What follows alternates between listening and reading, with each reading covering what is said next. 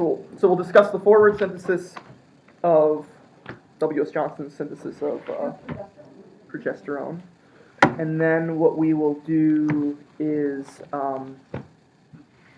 we will discuss antiandric acid, which is one of my favorites. What's that? Are you recording this? I'm recording this. Okay. Yeah. Actually, when I was I know. I had to when I was teaching the class for the undergrads, I had students come up to the board while it was videotaped, and that was kind of a little nerve-wracking. So let me see here. So we'll discuss the antiandric acid cascades. Again, through that we'll sort of review Woodward-Hoffman rules, and so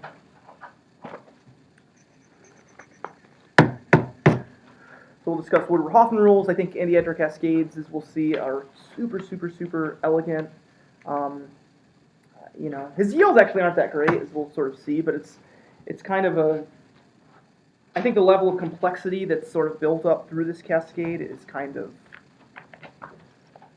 ridiculous. So anyway, so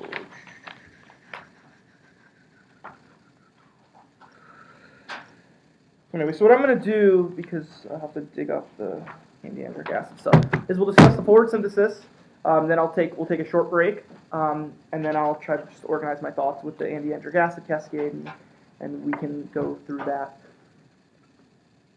Okay, so it's sort of a reminder in terms of the sort of retrosynthetic analysis of this. I should probably just draw on this before we showed up. Before anybody showed up today.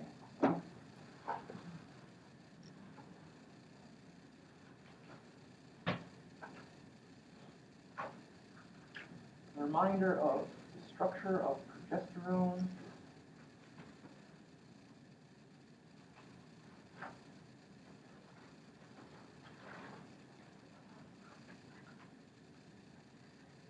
Oh, and I also found out Woodward didn't die of lung cancer. I never heard of that. It's so scary. Yeah. I mean, but again, he was. From what I've heard, he didn't really take that good care of himself.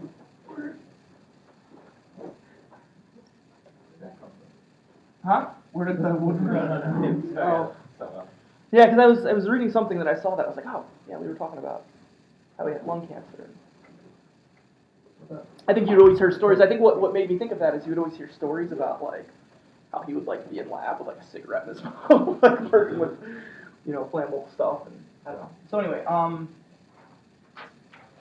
so again, if you remember the sort of general idea behind the retrosynthesis is that what he's going to do is he's going to use this sort of cation cascade where the cation is formally at least going to be generated at this position.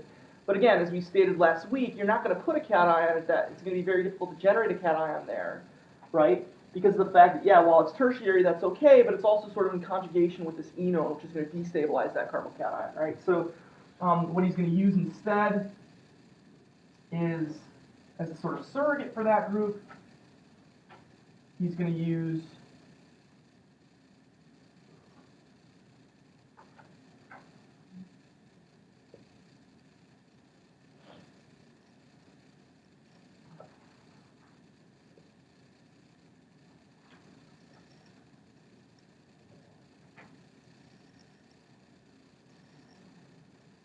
right, so what he's going to have is this sort of precursor. This is this.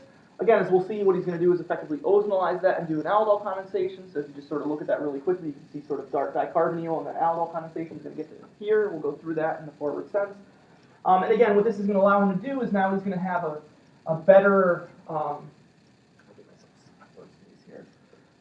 Now what he's going to have there is going to be a carbocation that's going to be much easier for him to generate, right? Because it's going to be, again, symmetric. That's one of the things we sort of discussed, and it's also going to be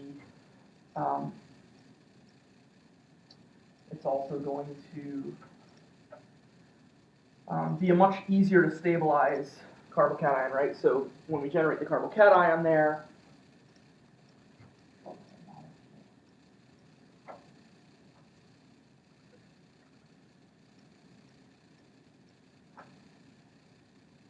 right? So when we generate the carbocation there to sort of zip up this process, right, it's going to be sort of doubly stabilized. And again, it doesn't matter which side it goes to because that's eventually going to lead to the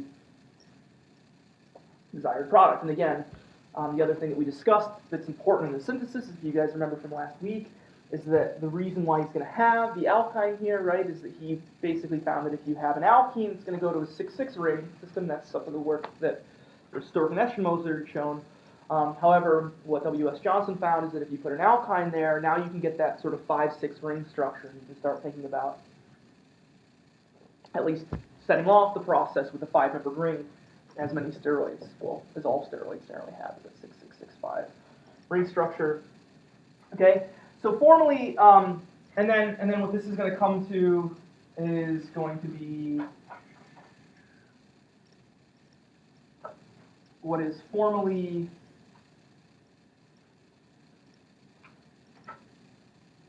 again, I'll just put this in brackets, but we'll see that he'll physically make this.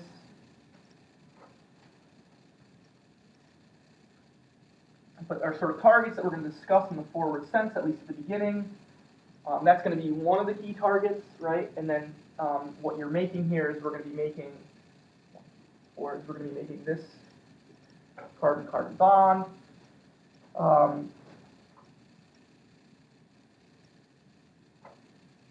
And what we'll discuss here a little later is one of the things that you notice about this VIDIG, right?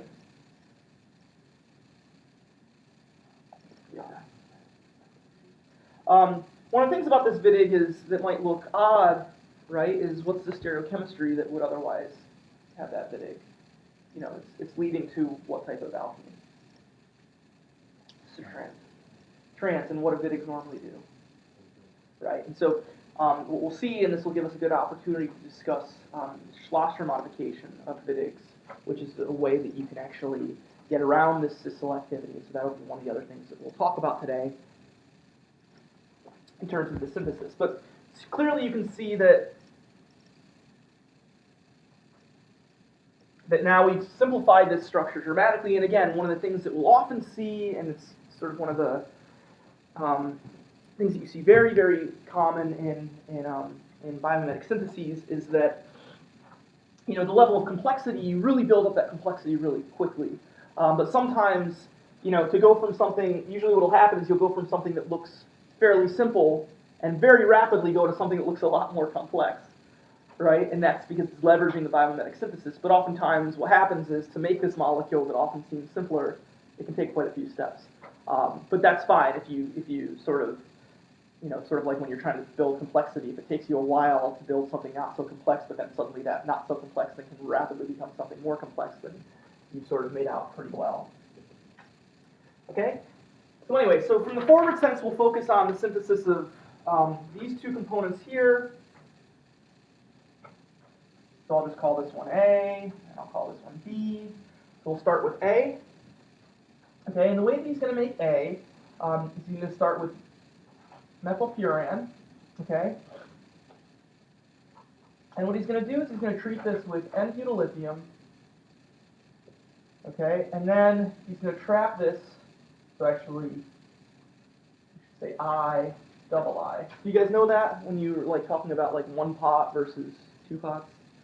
This is just something you guys should know. So two things, because I was surprised how few people know this. When you're proposing a reaction that's never been done before, what kind of arrows do you use? Dotted arrows, right? So that's important in your proposed syntheses and stuff like that. So anytime you're proposing a reaction, and what I mean by that is physically a reaction that physically hasn't been run before. Even if it looks so similar to something that's been previously done, if that specific reaction's never been done before, there's no actual yield for it, and so you put a dotted arrow. The other thing is, and this is just sort of semantics, the appropriate way to sort of discuss one-pots is instead of doing one and then two, is you'll use these sort of lowercase Roman numerals. So anytime you guys see these sort of lowercase Roman numerals, what it means is sort of like one pot, right? So so they don't isolate. There's no like workup and isolation in the intermediate. So I just thought I'd bring that up because sometimes it's assumed that you guys know that. But I was even with the dotted arrows, I've been surprised at how many grad students don't know that, and I think it's part because nobody ever told them that, so now I'm telling you. But we have bold arrows here. So what's going to happen is this is going to be 3 equivalents, so it's going to use an excess of this. And what's going to happen here is you're going to alkylate this molecule. So I've got a couple questions to ask you guys to sort of get you thinking about this reaction. So the first thing to sort of keep in mind is that this furan, okay, and again, it will become clear as we go through, but this furan, as we're sort of building up this molecule, is going to serve as the sort of basis for this part here. Okay, so that'll become more clear as we go through. The other question is, you take this molecule, you treat it with butyllithium. Why do you guys think it deprotonates the position that it does?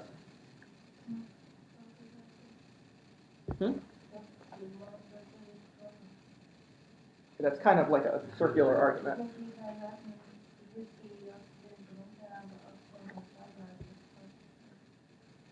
Well, it's not a positive charge, right? So what we're comparing here is a few different... What we're comparing is really 3 different anions. So I guess the question to sort of ask is, what's the relative stability of the different anions?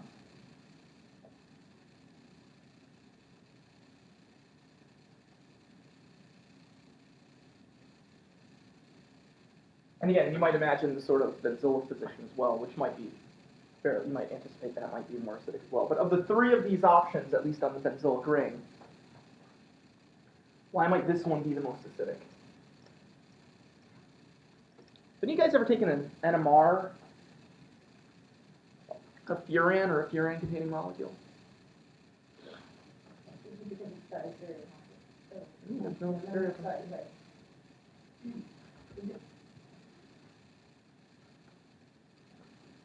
If you ever predict just on this furan where these protons would show up, so the methyl group, obviously, that'd be probably around 2.2 or so.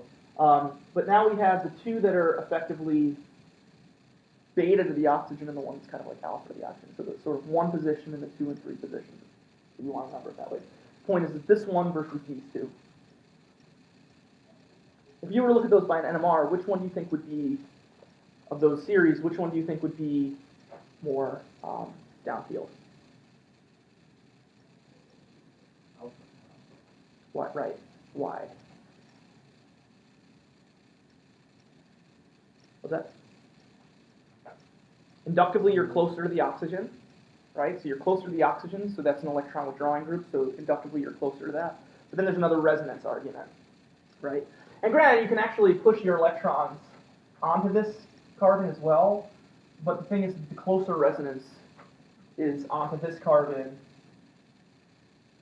or onto that carbon. Again, you could imagine drawing a resonance form where you go also onto that carbon, but then you have to push an additional arrow. So it just turns out that the highest amount of electron density is at the 2 and 3 positions.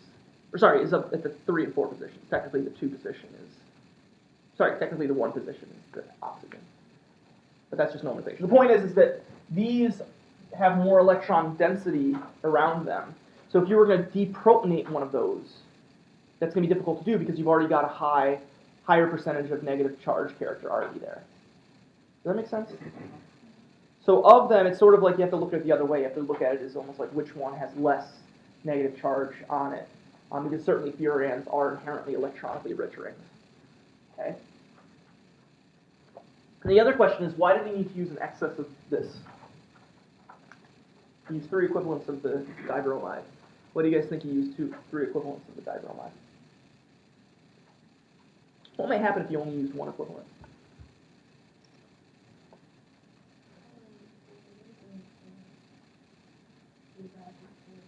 Say it again?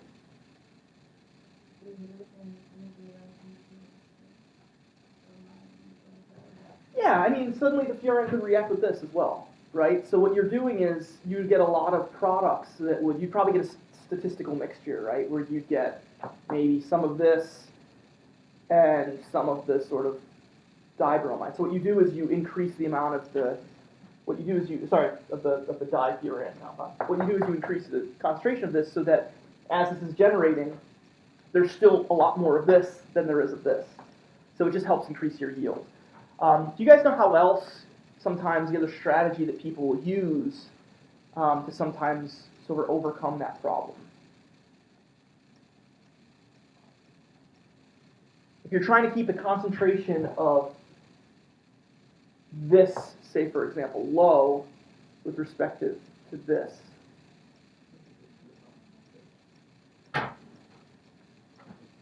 Yeah, that would probably be, technically it would be difficult, yeah.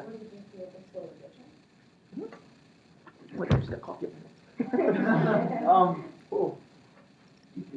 Okay, so anyway, so yeah, so what you do is you would add the furan very slowly to this mixture, right? So you would take this, you would treat it with t-butyllithium, and then you would slowly add it to this mixture. And so a lot of you guys, you know, in the lab, you might see it come across a syringe pump, for example, or something like that. And that's the whole point of the syringe pump, is that so you can sort of slowly introduce one reagent to the other. And so, you know, it's not the ideal. Sometimes it's just better to just use an excess, right? Because eventually what's going to happen is you will start to have more of this, but over time, you're sort of keeping the concentration of this low with respect to this by adding this slowly. Okay, so you can sometimes do even both of those. Okay, so the next reaction is mechanistically a little bit difficult, and it would probably take us a lot of time to go through it, but it's one that I would like you guys to sort of perhaps think about on your own. And that's going to be if you take ethylene glycol, okay, and you treat it, or sorry, you take this molecule, you treat it with ethylene glycol and paratoluene sulfonic acid. Again, sulfonic acid's very common acid, pKa somewhere around like -2 or so. What's going to happen is you're actually going to get this product here. And again, I'm not going to go through the mechanism of this, but I would urge you guys to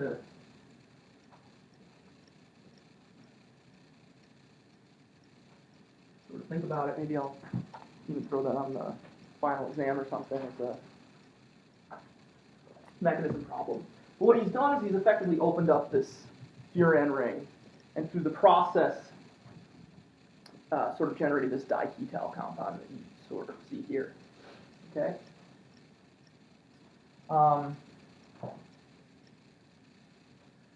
So now what he's going to do is he's going to go ahead and take this compound, and it's not entirely clear why he does this, but it's probably for the sake of yield. But he's going to do a two-step process. I'll just say 1 and then 2. He's going to take this, he's going to treat it with sodium iodide, and basically acetone, right? And then the second step is the CPH3. Okay, and then reflux and benzene or toluene or something like that. And what he's going to get here is this compound here.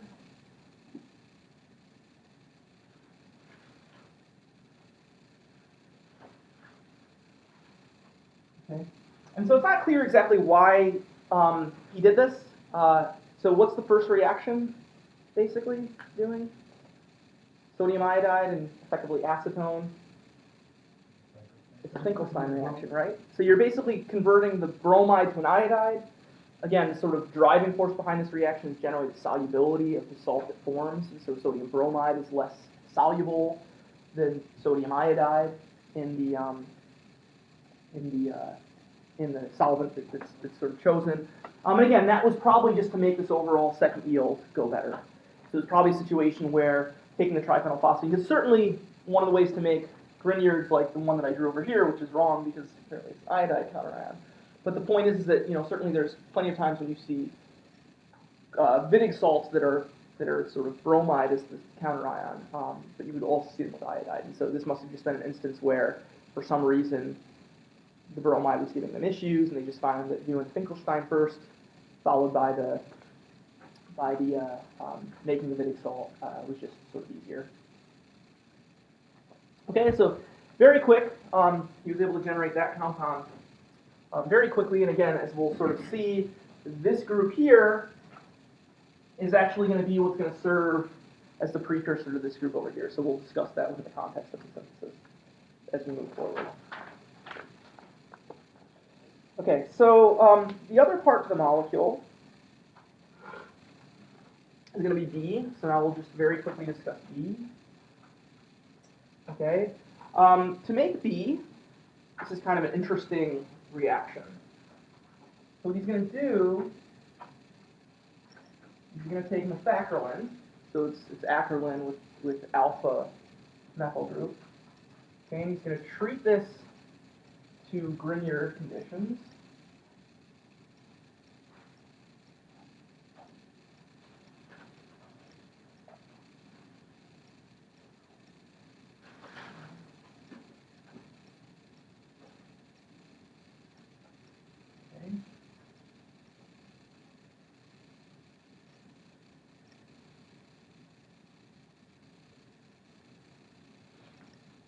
Okay. And then what he's going to do is actually really interesting, I think from a mechanistic standpoint. And that is that he's going to take this molecule that he's sort of generated here, and he's going to treat this to this orthoformate. Or I guess technically it's an orthoacetate. So it's triethyl orthoacetate. Okay? In the presence of basically acetic acid. Okay, and what's going to happen here is he's going to get this compound here.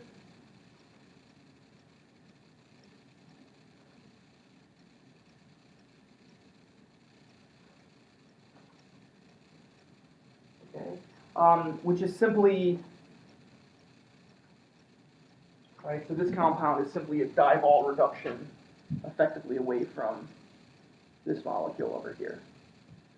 Now what's ironic in this is that they don't do dibol, so you actually find this fairly common.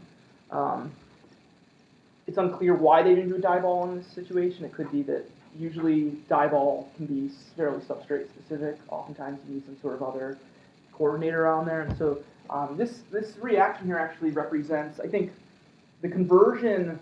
This is something for you guys to sort of keep in mind. It's something that you notice.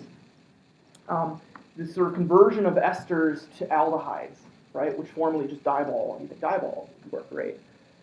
Oftentimes people don't do that. And so there's really not currently a great 100% every time way to in a single step convert esters to aldehydes. And so actually what they do here is they do an LAH reduction, and then they just do a PCC oxidation to get to the draw.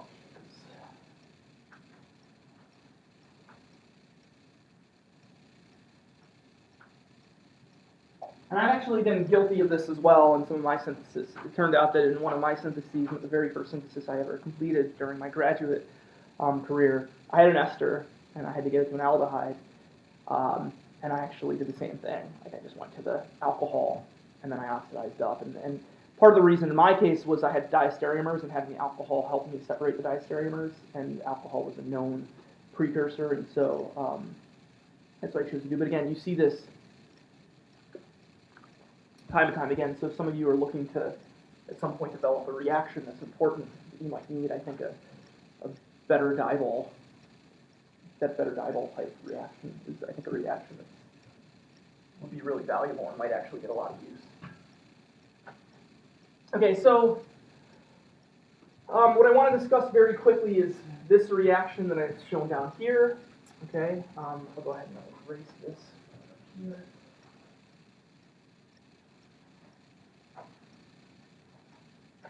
Because this looks a little bit, I think, complex, right? What's happening here is that you are formally doing, in essence, an allelic transposition, right? This double bond here, this double bond here is going to move here, and you're actually going to make a carbon-carbon bond here. And so the question is, mechanistically, how is that happening? Okay, so I wanted to go through this mechanism very quickly. So the first thing is that when you have a molecule like an orthoacetate or an orthoformate, and you treat it with an acid, what's going to happen to that?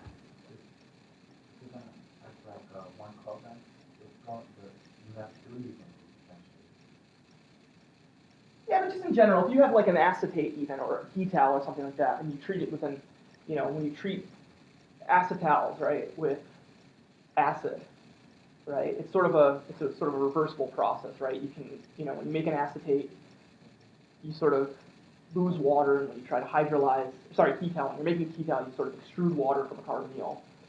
When you want to go back to the carbonyl, you're actually adding water to hydrolyze it. So it's a reversible process, right? So if you take this molecule and you treat it with a source of acid, what's going to happen is, right, you're going to protonate, right?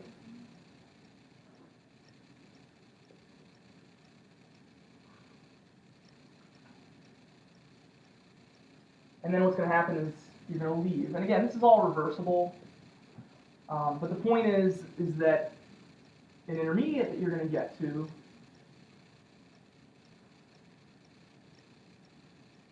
is going to be something like this. Okay? And so what's going to happen here is now we've got a really good electrophile. And formally what you're doing, again, since everything's reversible, formally what you're doing is you're going to exchange out this alcohol now, right? Because in here you've lost ethanol, right, which is an alcohol, and again, that's reversible. But what you're going to do is that ethanol, now instead of the ethanol adding back in, what's going to happen is this is going to add back in, okay? And so this guy's going to add in, and what you're going to be left with is, I'll show the protonation step.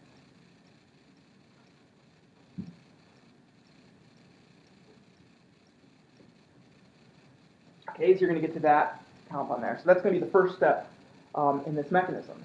Okay, and then what's going to happen is you're going to lose an equivalent of ethanol. So again, protonation, I'm not going to, just for the sake of arrow pushing, I'm not going to show the whole mechanism there, but what you're going to do is you're actually going to leave ethanol. You're going to lose ethanol, so minus ETOH. And now what you have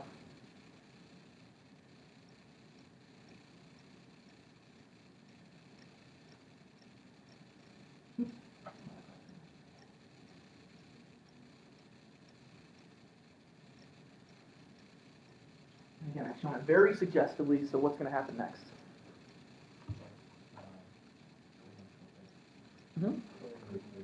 Specific type. Exactly. So this is a Claisen rearrangement. And that's going to get us to that compound there. So it's pretty elegant, I think, transformation here, I think. And I'm actually going to go back on what I said earlier about how it's not the most efficient way to make these compounds. I think that W.S. Johnson, now that I'm actually sitting up here reevaluating this synthesis, is pretty impressive. Just 1, 2, 3, and the other synthesis was only like 3 or 4 steps as well. So it has actually, he was able to make these pretty quickly. So I think he had a pretty sharp way to sort of gain access to them. That molecule available to life? Did you have to make it? This? Yeah. Currently, yeah. Yeah. I mean, the way that you would make this, how do you would just take like acetic acid and just heat it with ethanol and acid and just sort of get rid of water in some way. You can buy them. They're not the most stable things. It depends. The ethyl's a little bit more stable than like the methyl. But you'll see nowadays you can buy orthoformates all the time, like the one that's this is an acetate, but like the formate would be if that's a proton. And so oftentimes you'll see that used fairly widely. Sometimes it's like a dehydrating agent. But like the trimethyl orthoformate is commonly used as well. So these types of orthoformates, they're not the most stable thing in the world. And I imagine you could certainly try to make it on your own, but many of them are commercially available. So. Back then, was it commercially available? I don't know. I'm not really sure. I don't know. Okay, so anyway, so again, they were able to make this molecule fairly quickly. And now we're in a position where we're going to sort of do the Wittig. So what I'll do is I'll draw the Wittig up here, and I'll talk specifically about Schlosser modification, which is a way that you can go about making Wittig, doing Wittigs in a sort of trans-selective way. Okay, so sort of reminder, what we're doing here is we're going to take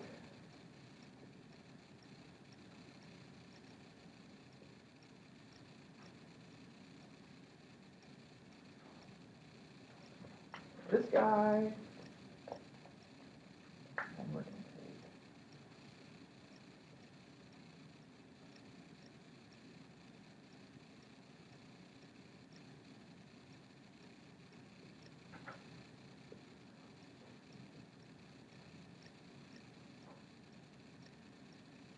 okay, and we're going to take these and we're going to combine them together, and what we're going to do is we're going to make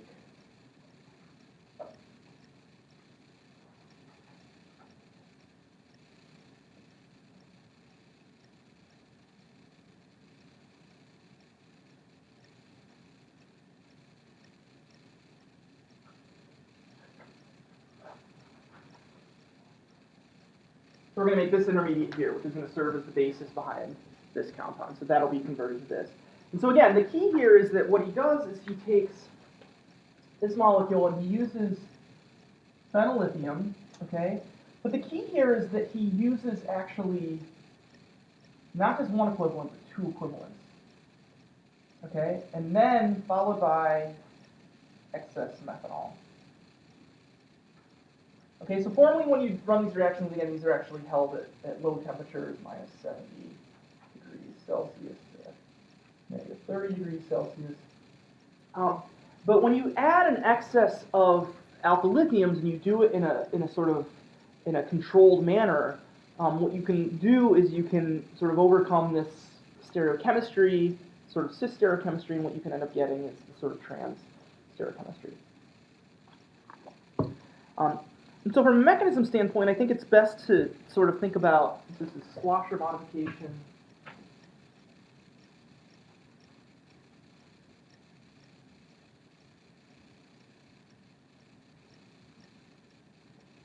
And this was described in 1966. Okay.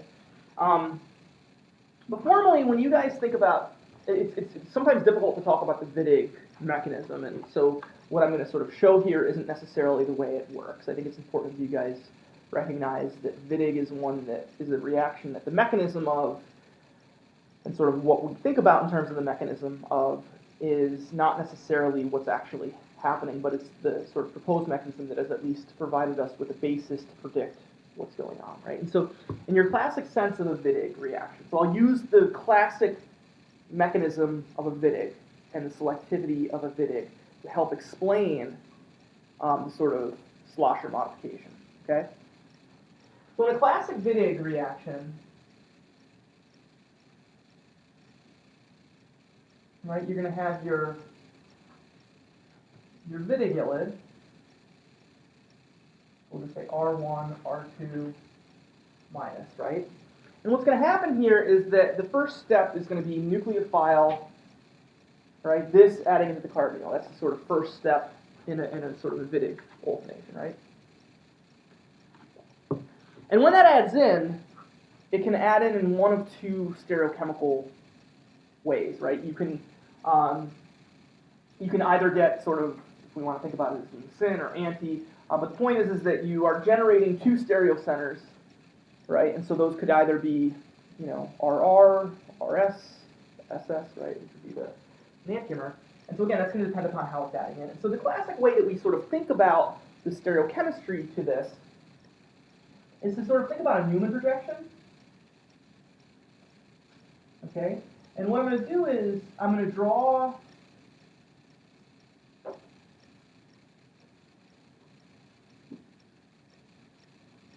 so imagine if sort of behind the molecule we have this sort of aldehyde, right? And as the Wittig-ylid comes in, and again, this is what you have to, this is what you might say, well, that doesn't really make sense. And again, there's been subsequent more physical chemistry explanations. But you have to sort of take a leap here, and you have to assume that the triphenylphosphine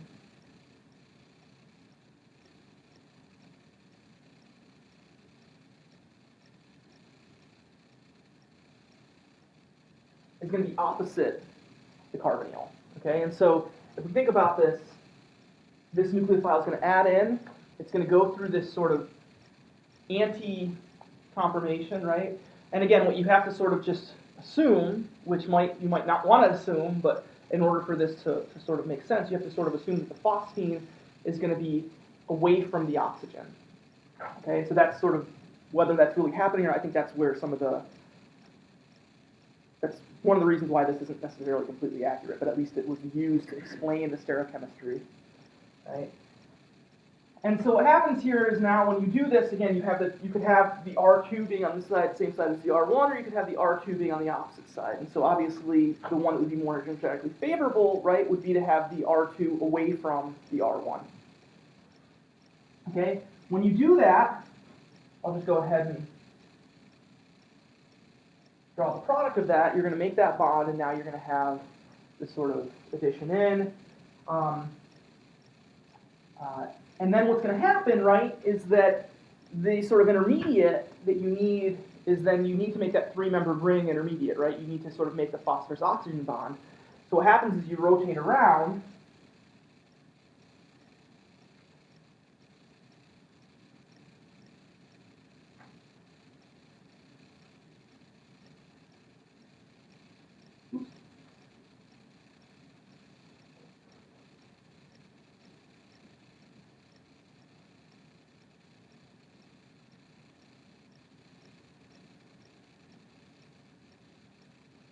Right? So when you rotate around that bond to get the phosphorus and oxygen next to one another so you can sort of make that phosphorane, right? Now the R2 and the R1 are going to be next to one another, right? And so what's going to happen is then you're going to get to the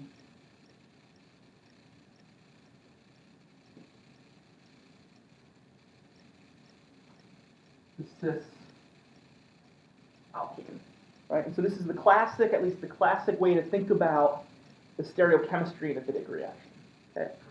Some of you might be familiar with this, some of you might be the first time you see it, but this is at least the way that you can rationalize it, and it's the way that historically people have thought about the selectivity in a Wittig. There's a paper that came out in Jackson like 2006 or so when I was in grad school that kind of throws this out the door and has more like physical chemistry-based stuff, but at least in terms of conceptualizing it, you can still sort of use this. Okay? Now, what the Schlosser modification is doing, right, is the Schlosser modification is effectively using an excess, right, of base. And so the idea here is that when you have an excess of base,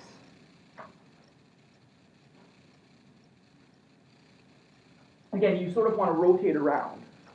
But what that excess of base is going to do is once you make that phosphorane bond here, okay, what's going to happen is you can actually deprotonate again with that second equivalent of the base.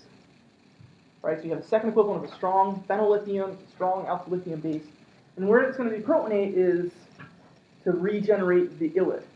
Right, so we effectively transfer that negative charge over to that oxygen, but now we can make another Wittig ylide again. Right, so we can regenerate that phosphorus Wittig ylide.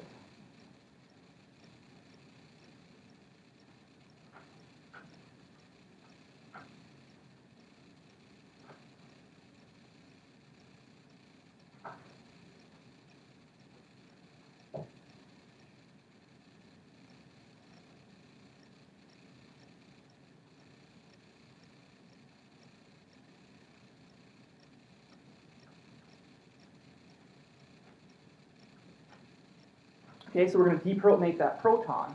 Okay, and now what happens here, right, is that was, no, not the aldehyde proton. Oh, this one over here is an H, yes. Yeah, so that's the H. No, so you deprotonate the one that's adjacent to the phosphorus, right? But now what happens is now you can sort of back donate into that phosphorus here, right? So now you can actually go back into this phosphorus. And so what you can do is you can actually epimerize that center, okay? And now what you're going to want to do, the fact that you can now epimerize, I'll just draw this.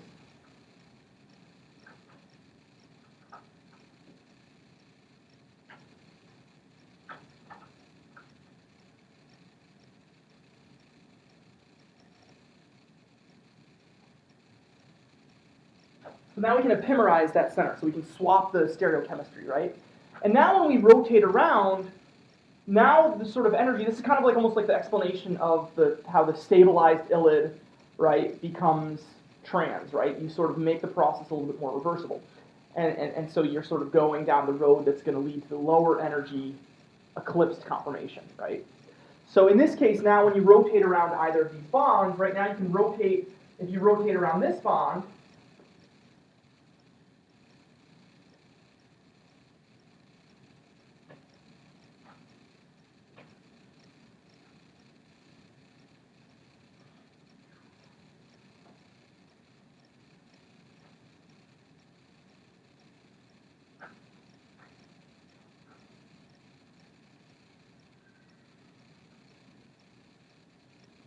you rotate that around, now your R2 is going to be over here, right? And now you've got your sort of negative charge over here. So what it does is it effectively allows the sort of rotation to an eclipse conformation that's lower in energy, okay? And the lower energy one is thus likely going to lead to the product,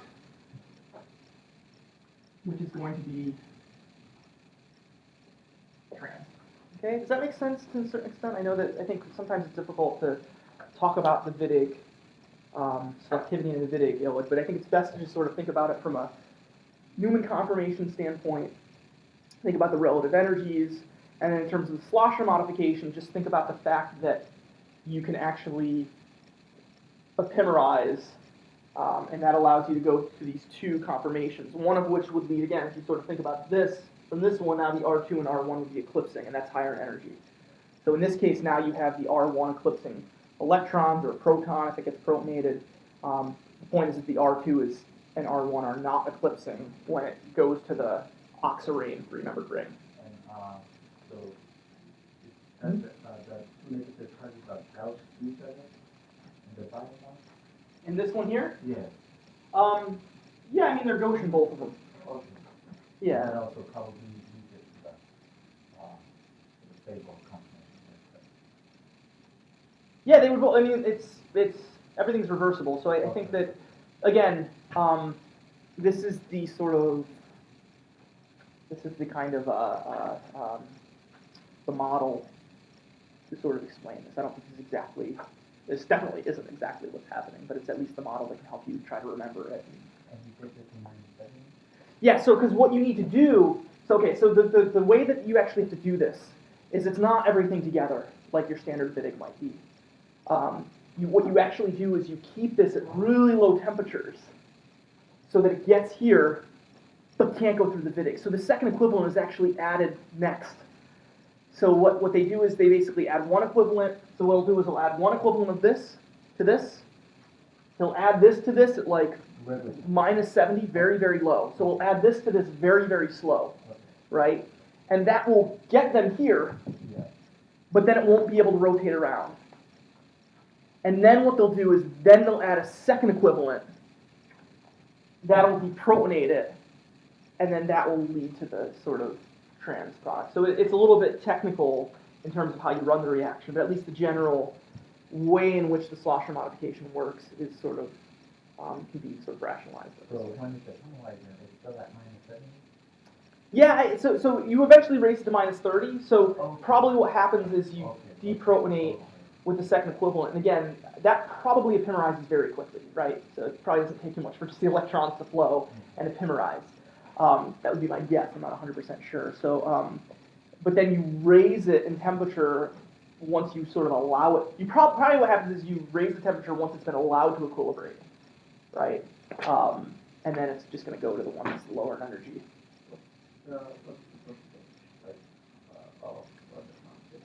So yeah, so like any Wittig, it's going to be dependent upon what the groups are, right? So if the sterics between these are very large, then likewise in the Schlosser modification, the trans will be very large.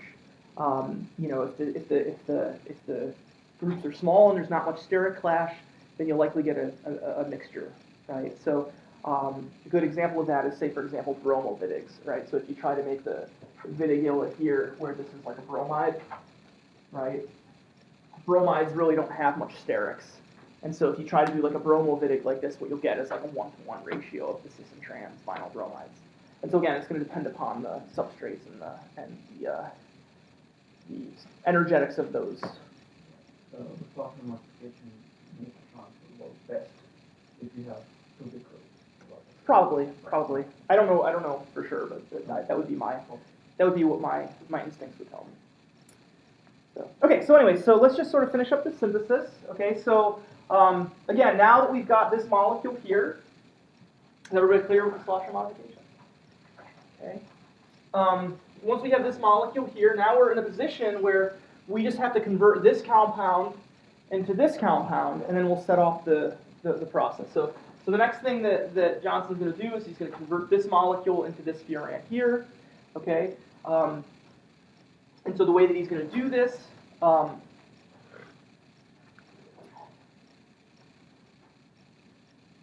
is he is going to deprotect these ketals, right?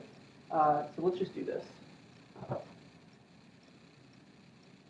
space and pore space.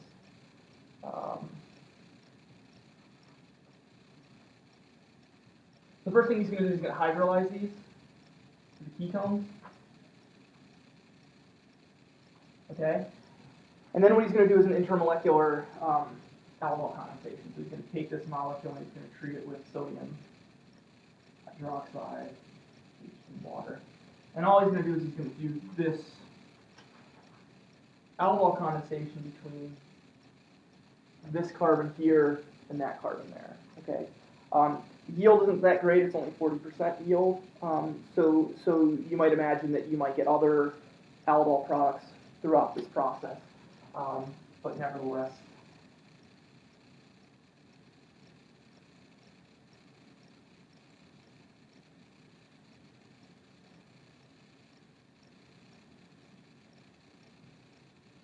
okay, so I'm going to that intermediate. And now we're almost there, right? Now we just have to go from there to here. The way that you're going to do that is you're going to go ahead and add methyl lithium into this.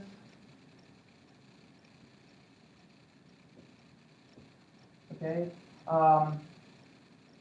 That is going to get you to this compound here. So I'll just say, I'll call this C. Okay. And then what he's going to do is he's going to take this molecule and he's going to try to generate the carbocation. So again, we want to have this leave to generate the carbocation to set off that carbocation mediated sort of cascade. And so the conditions that they use, and he uses this quite a bit, he uses this sort of carbonate. And a little bit of trifluoroacetic acid, if you agrees. And this in essence, once you deprotonate, this allows this to leave. So TFA isn't that strong of an acid. It's like pK of maybe 0.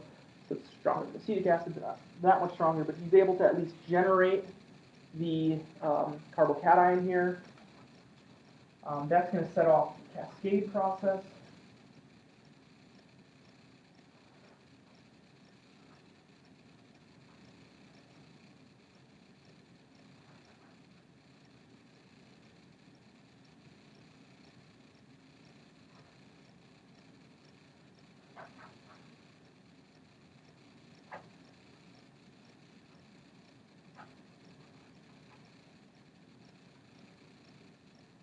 Okay, so it's going to zip up. And what happens here is that now you're going to sort of generate a carbocation, right, at this position here. But that gets trapped actually with the carbonate. Okay, and as we'll see, when that breaks down, you actually get to the ketone that's up here. Okay, so if we sort of draw this out.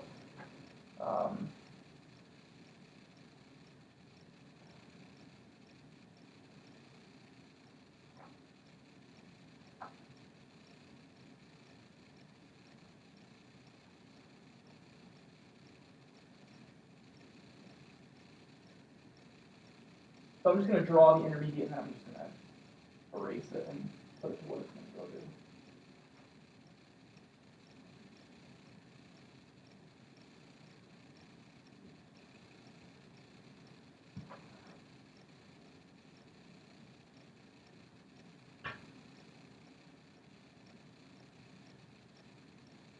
Okay, so this is going to be the intermediate that he's going to generate. So again, this is when the carbonate attacks it. I'm missing something. Okay. what's going to happen, right, is that, right, so say that again?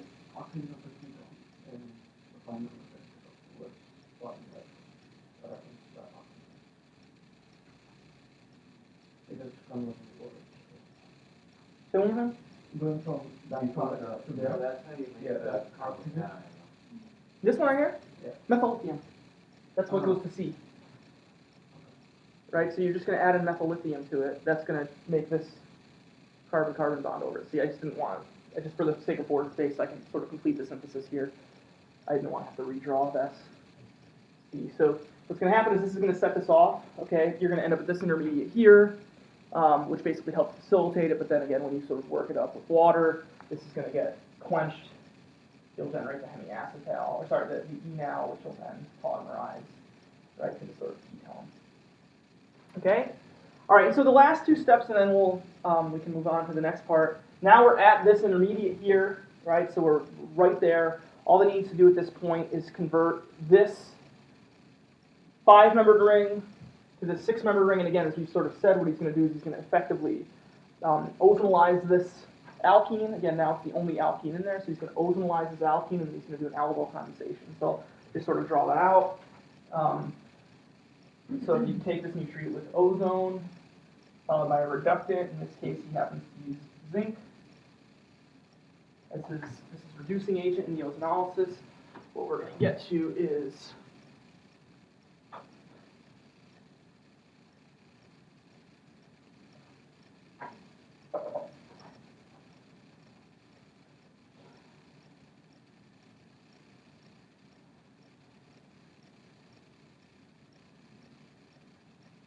so he's going to get to this molecule here. So again, this methyl group here is previously this methyl group here, so we have a carbonyl, right?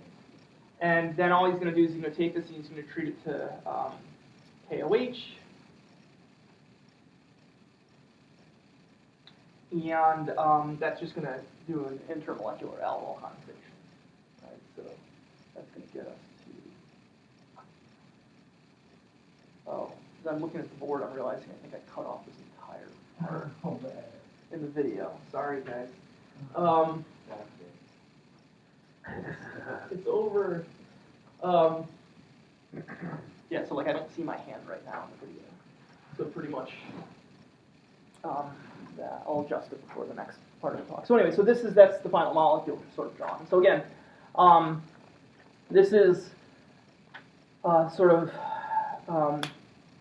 again a very well-known and classic synthesis that sort of probably the most famous, that sort of leverages cation cascades. W.S. Johnson, if you want some good reads, he was really one of the people that spent a lot of time on cation cascade-based processes.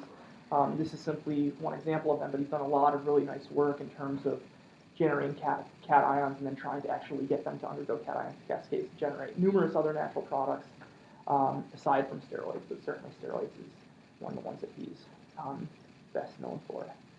Okay, so with that, we'll take a 5-minute break and see if you want to use the bathroom or whatever, and I'll sort of get ready for we'll start talking about antiandric acid.